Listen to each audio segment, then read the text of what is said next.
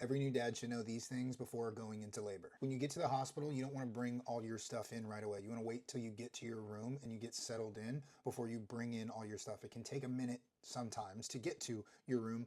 So you want to bring in stuff like the car seat, pillows, blankets, your bags, that kind of stuff after you get settled in. Something that I didn't realize that I would have to even consider or think about was, depending on how long your labor is and how long you're at the hospital, you might have to deal with multiple nurses, whoever's on shift.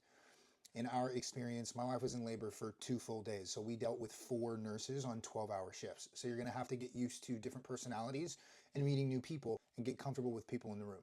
The labor room versus the recovery room.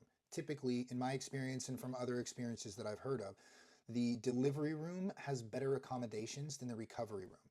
So for us, the recovery room was about half the size of our delivery room, and it didn't have as big of a bathroom and as comfortable of a place for me as the dad to sleep. But outside of both rooms, they had like a station where they have refrigerators with drinks and snacks and coffee and water and all that stuff. The snacks usually aren't all that great though.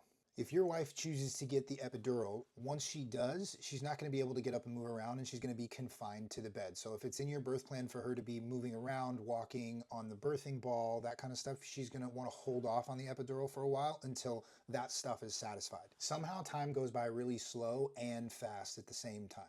I remember being worried that it felt like hours that we wouldn't see a nurse or a doctor.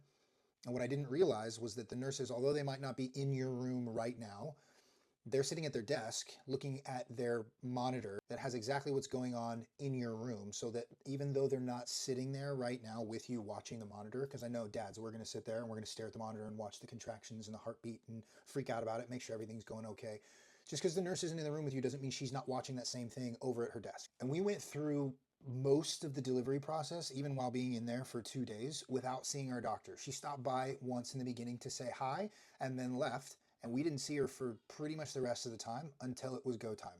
And what I didn't realize was, when I was talking to the nurses and I said, hey, what's going on? Why is our doctor like absent? Where'd she go? They let us know that it doesn't seem like it, but it's actually a good thing that the doctor's not there. The doctor's there for the delivery. The nurses are there to get you to the delivery point.